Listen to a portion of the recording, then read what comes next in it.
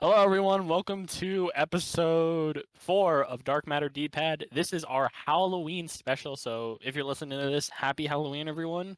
And we hope you are either, like, if you're trick or treating, we hope you're staying safe. If you are having a party, we hope you're partying hard. Since it's Halloween, me, TCN, and our special guest, Lysa Payne, wanted to talk about one of the most popular indie horror games of all time. And that is the one and only Five Nights at Freddy's.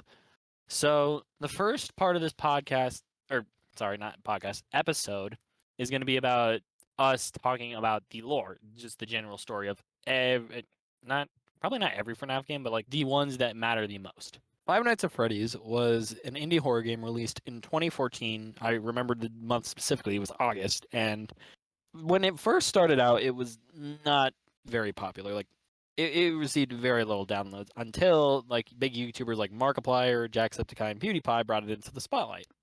And since then, it has become one of the biggest indie horror franchises ever. And it has sparked an entire community of also fan games.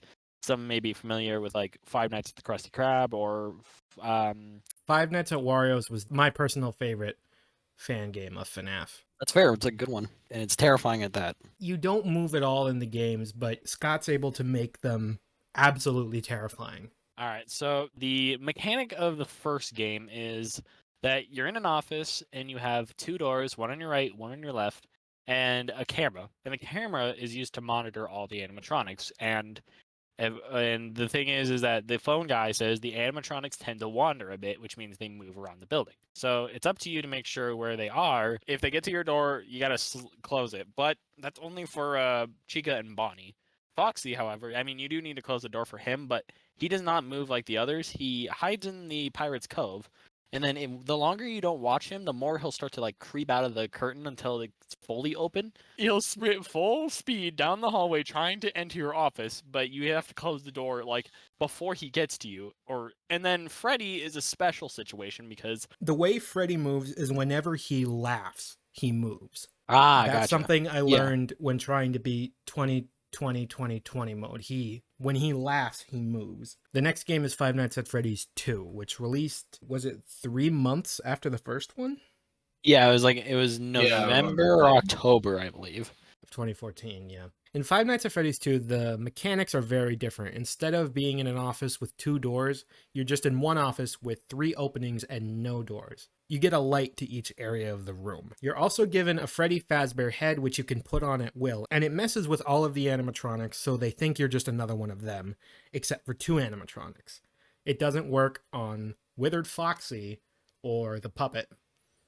So while you're playing the game, you have to check all the little areas in the office, put on the Freddy head, wind the music box, and do all sorts of different things while trying to survive. It's a lot more difficult than the first game. So the third game, it's 30 years after the second game, and it's an attraction called Fazbear's Fright, and this is where the third game takes place. But you still don't have any doors, and you have kind of this two-sided, so you have a camera on the right side, and then you have a reboot panel on the left side. If there's an error that occurs, which is either ventilation, audio, or video, you have to go over to a separate panel and reboot whichever function you're trying to correct. Yeah, but while doing those corrections, it can leave you incredibly vulnerable to the only animatronic that can actually kill you, which is Springtrap. So Springtrap is our main antagonist of the third game. What TCN said, he's the only animatronic that can kill you in the game. The others are basically hallucinations. They're phantoms of the previous animatronics. But the main purpose is just fighting off Springtrap. Then going on to FNAF 4, where this time you actually do get a bit of mobility. You can move to the left door, the right door, the closet, or turn around. This time you have to deal with figments in your imagination of Bonnie, Chica, Foxy, and Freddy. They're much worse. They're like nightmare fuel, which is why they're called Nightmare Animatronics. And there are 2 more animatronics in this game called Nightmare and Nightmare Fredbear. And Nightmare Fredbear is actually very important to most of the story's lore. But you have to check both the doors, you have to check the closet, you have to turn around and make sure Freddy doesn't drag you into bed with him. After Five Nights at Freddy's 4 comes FNAF World. And while this isn't really important to the main story, Scott did admit that he tried to tie some of the lore from FNAF 4 into FNAF World, but we're not going to be covering it after this. But we figured we'd mention it because it still is a FNAF game. In Five Nights at Freddy's sister location, you are working at this is another prequel. So instead of like being in your general like office or room or whatever you want to call it, you're in this place called Circus Babies Entertainment, I believe. Circus Baby's Yes, Pizza that's what World, it's I called. think. So you're in this place and you have different tasks every night. It's still 5 nights, but every night you have a certain task to complete, whether that's repairing, and you get where this is going. Repair, so like you need to do all your tasks, and yeah. So like night one, it's pretty simple. You just get introduced. Night two, you had to hide in a. You have to go under the desk and hide inside of a ventilation system from a very small animatronic.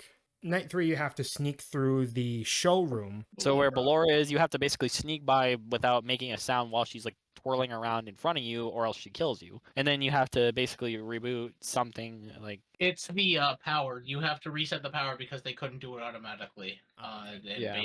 baby actually pre-warns you about it as she's getting ready to tickle you. Baby actually gives you a lot of warnings throughout the game, but when Yeah. really she's leading you to your own demise. Going to the next game in the series, Freddy's Pizzeria Simulator.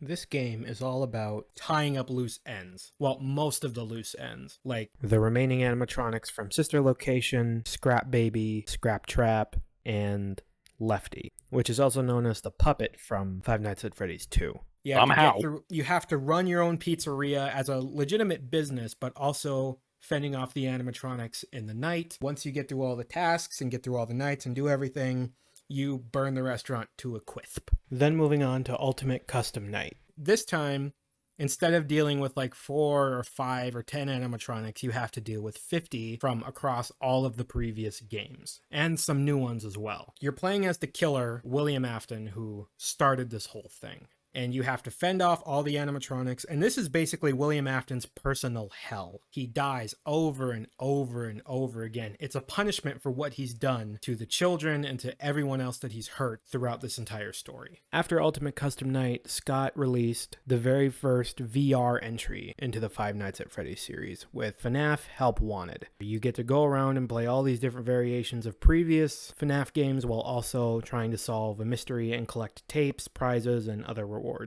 Then Five Nights at Freddy's AR Special Delivery released. In this game, you have to use your iPad or a phone or tablet or whatever to confront these malfunctioning animatronics that have come to life and survive the different horrors that they bring. You enter the Fazbear Funtime service and help people get their favorite animatronics on demand. So it's basically Amazon for FNAF animatronics. This is another one of the FNAF games we're not really going to be mentioning lore-wise, but it's still a FNAF game, so yeah. Then we have another FNAF spin-off called Security Breach Fury's Rage, which is just a basic side-scroller where you're playing as the FNAF crew from Security Breach, fighting bosses, beating enemies, running around different levels. Yeah, that's pretty much it. The last spin-off before FNAF Security Breach is Freddy in Space 2, which is just an indie RPG platformer that features characters from FNAF games. Again, just like Fury's Rage, we're not going to be mentioning the lore in this game either. And now we can finally get to FNAF Security Breach. So now Freddy Fazbear's is a giant-ass mega pizzaplex mall thing. Game starts out with Freddy on stage, and he's performing with Glamrock Chica, and that's like the new name of like them apparently. And they're performing on stage, and Freddy crashes out literally because he had a system error. So then when he wakes up in his prep room, he hears a child speak, and he finds out that the child climbed into his stomach hatch because he was hiding from the security guard named Vanessa, and he needs help from Freddy to get out of the mega pizzaplex. And next is Help Wanted 2. And this game is pretty similar to Help Wanted 1, but the games are different, there's different lore secrets, and the game doesn't focus as much on horror, it's a bit more balanced. And the most recent FNAF game is Into the Pit. And this is a game where you travel through space and time with a ball pit. You gotta solve puzzles, find clues, and outrun the animatronic golden bunny that chases you throughout space and time. So now we're gonna get into the lore of this entire story. And no one knows what the full true story is, and that's the main part of the game. It's a whole mystery. There are some pieces that are definitely set in stone, but there's a lot that we don't know. The games that we mentioned, they're not in the correct order according to the story.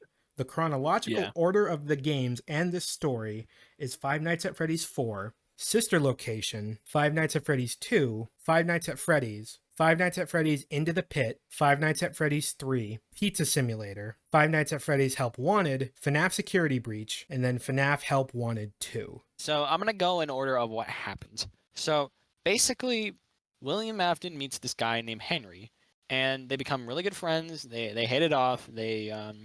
And then they decided they wanted to open a kind of a pizzeria restaurant chain with friendly animatronics made for kids. So they made this thing called Fredbear's Diner. While they were in business together at Fredbear's Family Diner, there was an incident. William Afton's youngest son, who's had a bunch of different names throughout the years but is believed to be either Dave or Evan, we'll just call him the Crying Child for now. Yeah. The Crying Child is terrified of these animatronics. And this is where FNAF 4 takes place, where you're hiding from the animatronics in your room. What he's running from are illusions of William's creation. They were created to keep the Crying Child away from the animatronics, and it works. William Afton's oldest son, Michael Afton, decides to play a prank on his little brother, and on his birthday, they bring him up to Fredbear. They stick the Crying Child in his mouth. The Crying Child gets his vibe check, and, well, chomp.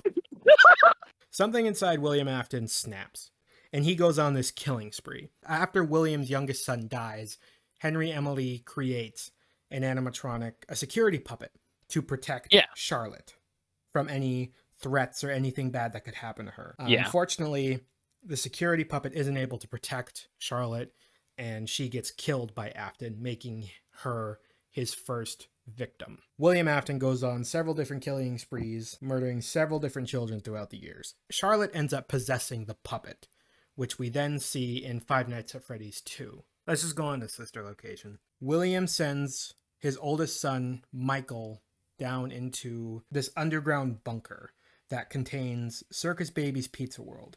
And Circus Baby's Pizza World was a separate company that Afton had made, but it closed down due to the death of his daughter. He had made an animatronic that had these abilities that when they're close to a child and no adults are in the room, it scoops up the child and kills it. And this unfortunately happened to William Afton's daughter, Elizabeth. So William sends Michael down to this bunker, and he has to go through all the tasks, and ends up discovering that Elizabeth lives inside Circus Baby, the main star attraction of this whole thing.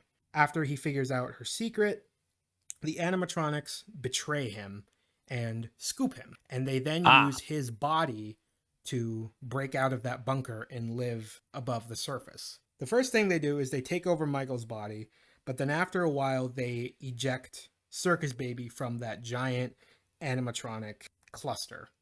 And then a little later, they eject themselves from Michael. But he doesn't die. He continues to live. And at that point, it becomes his mission to stop his father's killing spree.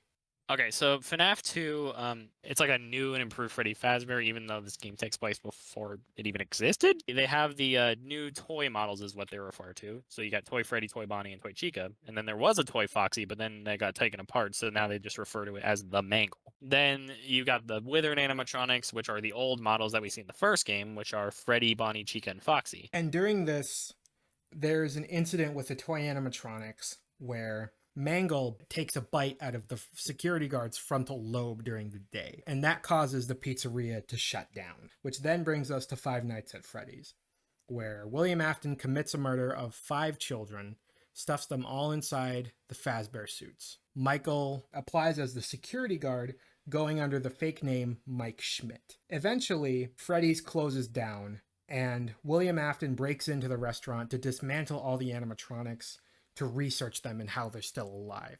But while this happens, the souls of the animatronics go after William and trap him. So he jumps into the spring Bonnie suit that he used to commit these murders, and it spring locks him, leaving him there to die. And the wall gets sealed off, locking him in the back safe room for 30 years. Next in the timeline is Into the Pit. So Into the Pit is about a kid named Oswald who lives in, I forgot where they live, but They live in a kind of a small neighborhood, and Oswald's dad is just recently got laid off at his previous job, and he's kind of struggling to provide for his son in terms of like food and money. Yeah, it's a struggle for them.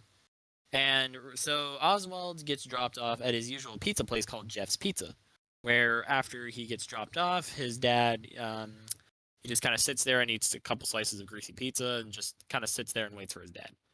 So while he was waiting, he finds a ball pit, and he wanted to jump into it just so he could he is a little angry towards his dad.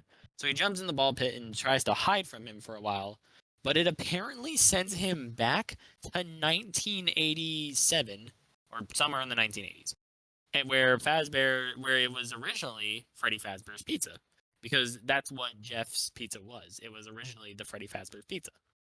So after he goes back in time, he meets these two kids. They never knew him, so they introduce themselves. They go around, they play some arcade games, and then they play a game of hide and seek.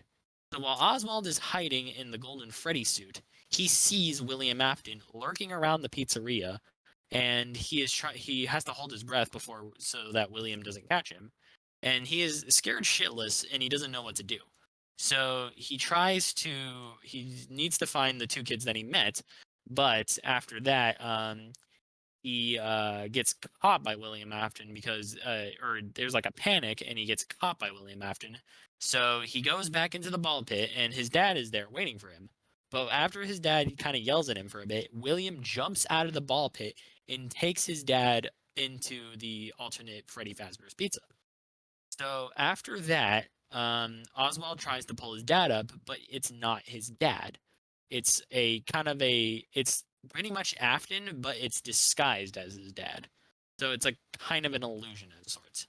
So now Oswald has to go on this rescue mission to save his dad from Afton before it's too late. And that is Into the Pit. The next game in the story, Five Nights at Freddy's 3, we revisit the room that William Afton was sealed in. And this becomes the new Fazbear Frights. And in this game, Michael once again applies to be the security guard. You go through the game, and at the end of the game, he burns down the attraction. And he burns down the attraction with Springtrap, William Afton inside, and the souls of the 5 original kids are set free. Next game, Freddy Fazbear's Pizza Simulator, is a job created by Henry Emily. And Henry Emily kind of just disappears after the death of his child. He just isn't seen anywhere. But he ends up making this trap for the remaining animatronics. And Michael ends up taking the job and leads the rest of the animatronics into the trap. The remaining animatronics are Scrap Baby, Scrap Trap, because William Afton survived the fire from FNAF 3, Molten Freddy, and the current embodiment of the puppet, Lefty. After the animatronics were all lured into the building, Henry Emily burned the pizzeria to the ground with himself, Michael Afton, and the animatronics inside. The next game is Ultimate Custom Night. I couldn't find a definitive answer if it was canon or isn't canon, but we did already talk about Ultimate Custom Night, how it's William Afton's personal hell, and the souls are keeping him there to be tortured over and over and over again. And there isn't really anything else we can add on to that. The next game in the story is Five Nights at Freddy's Help Wanted. And in this game, there's a new VR attraction that's being made. And somewhere in the game's development, a virus gets uploaded into the code. And that code is William Afton's consciousness. And since that code gets uploaded into the game, it starts causing chaos. William Afton survives through his digital consciousness, which now lives in the Five Nights at Freddy's virtual reality experience. And now we'll talk about Security Breach. Okay, so the lore of Security Breach is basically that there's this kid named Gregory, and he is trying to... So William Afton is still alive in that game, by the way, just letting you all know now. So basically what happened in the game is that a woman named Vanessa gets possessed by the digital William Afton. Basically, she is forced to basically do William's bidding, and she has this kind of alter ego named Vanny, which is the same person, but this is like her killer mode, basically. And she is trying to basically kill Gregory. So with the help of Freddy and his, ability to have him in the stomach hatch without anything happening to him, he guides him through the pizzeria while avoiding Vanny. And at the end, like I said, he comes back as this thing called Burn Trap. In this kind of iteration of William Afton, Burn Trap is he confronts Gregory and is trying to kind of sacrifice him to the Blob. And after but that backfires because Gregory defeats him and he is sacrificed to the Blob. In Five Nights at Freddy's Security Breach Ruin, which you play as this different person named Cassie, and she thinks that Gregory has been trapped in the Pizzaplex again. But that's not the case. The Mimic is mimicking. Anyways, sorry, I don't know why I just did there. Anyways, so the Mimic is copying Gregory's voice and impersonating him so that he can try and lure Cassie into the depths and kill her. Sorry. So after that, Roxy helps her escape, but Gregory, the real Gregory, says, we can't have any chances, and basically leaves Cassie stranded in the bottom of the Pizzaplex, where the Mimic is. And that's all we know about the Mimic. And now we are on to the final game in the lore. Well, for now at least. Help Wanted 2. Now this game is tricky. It's kind of hard to see what the actual story and plot is.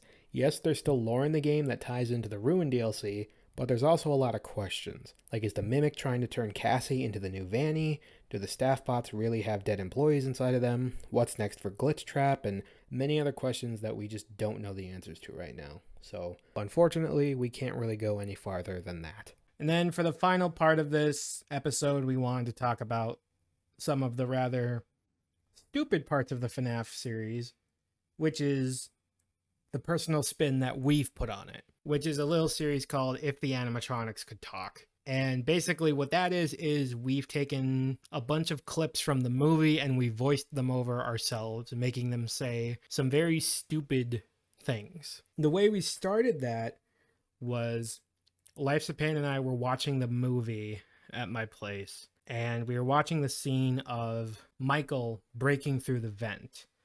And I paused the movie and I looked at Lifespan and I said, I wonder what he's saying in this scene. If they could talk, what do you think they would be saying? And we just started rambling, saying like, oh, I bet he said this. Oh, I bet he said that. And then we got the brilliant idea. It's like, oh, how about we record this? And so we did. You fat bear, turn around. That's where what? That's where we came up with that. And then in the second video we did, it's Bonnie with Hank, and Bonnie feels really romantical towards Hank, and some stuff happens in the closet. And the third video was where Bonnie and Freddy are on the stage, and Michael comes up and tases them, and they get electrocuted and fall to the stage. And Freddy says, Bonnie says, I told you there was something there, and Freddy just cusses them out. That was actually pretty easy to do because I had stubbed my toe right before recording that, so I was already in pain. So in episode 4, that's where we introduced some more characters like Foxy and Chica. We did something different with the personalities. Bonnie's personality is kind of getting crapped on by other people, and he's kind of the annoying one. Freddy Freddy has an obsession with throwing it back for some reason, and Foxy's just kind of a follower almost, just going with what everyone's doing. Yeah, he just has fun. He's there to help everyone. Because everyone's so mentally unstable. He's just there and has fun. And you got that gas money. Yep, that was gas money. That was another one improvised of Bonnie just saying, "You got that gas money." We also introduced Chica in that episode, and Chica's personality is just, I don't give a crap about what you're doing. Screw you. I don't care how big the room is. I cast Fireball. Yeah, Chica just does not give a crap about anybody's feelings. She does not give a flying bird about anything. No, she doesn't. She's sick of everyone's bullcrap. In that scene, Abby is introducing Michael to all the animatronics. And at the end of that sequence, there's a scene where Abby goes up to Freddy and hugs him. We cut that from the original video. But what was supposed to happen was Freddy was supposed to say something while Abby was hugging him. And we decided to cut it because the things we came up with Freddy to say were so diabolical. We were we afraid would be put on another list. we were They would be afraid put on a hit list. we were afraid the FBI was going to come after us if we had Freddy say what we thought would be funny. Because we couldn't think of anything wholesome to say. Abby runs up to this giant animatronic bear and embraces him, and the animatronic bear looks down at her while hugging her back. It's pretty easy to think of what we were thinking the of having things him they say. said were bad. I didn't even tell They you. were so bad. I didn't tell you the worst ones. I told you some of them. I did You not told tell- you scratched the surface, my guy. Oh, But- they were terrible. But yeah, Freddy was supposed to speak in that sequence, but we decided to cut it for our own safety from the FBI. Part 5 was Chica's spotlight video. Episode 2 was Bonnie's spotlight. 6 was Foxy's, and then 9 was Freddy's. But anyways, part 5. Chica is walking in and dragging Abby to the animatronic to spring lock her or kill her, whatever. And Michael comes in and basically has a confrontation with Chica where she's just not having any of it. Put her down, and she's like, or what? What you Or gonna do? what? Huh? What you gonna do to me? You ain't gonna do nothing. Part 6 was Foxy's standalone, where at him chasing Abby after the ball pit. That one was a little difficult to come up with. Yeah, we just couldn't think of what we were gonna say after he got tased. And with these videos, we've tried to censor ourselves a little bit, but obviously we had to a bit, because if we would have put in what we wanted to say, we would have gotten canceled so fast. And then part 7 is while Vanessa is showing Michael the Showtime room.